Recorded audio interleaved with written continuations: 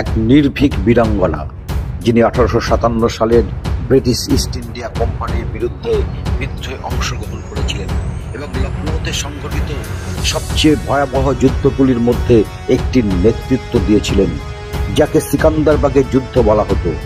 1957 সালের 16 নভেম্বর যুদ্ধক্ষেত্রে মারা যাওয়ার আগে তিনি একাই 32 জন ব্রিটিশ সৈন্যকে হত্যা করেছিলেন।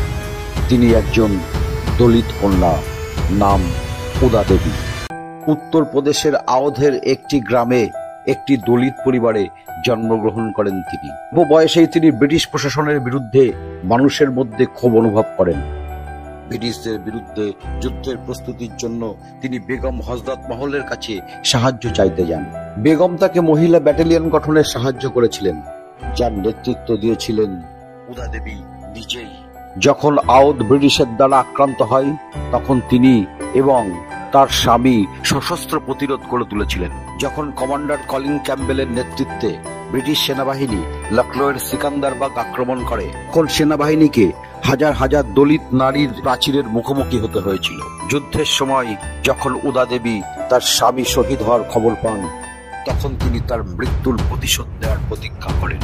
ব্রিটিশ সেনাবাহিনীকে সিকান্দার দিকে আসতে দেখে তিনি পুরুষের ছদ্মবেশে একটি বট গাছে উঠেছিলেন এবং একজন স্নাইপার হিসাবে ব্রিটিশ সেনাবাহিনীর 32 জন সৈন্যকে হত্যা করেছিলেন। গাছে বসে থাকা একজন স্নাইপারকে সন্দেহ করে কমান্ডার কলিন ক্যাম্বেল গাছে গুলি চালানোর নির্দেশ দেন।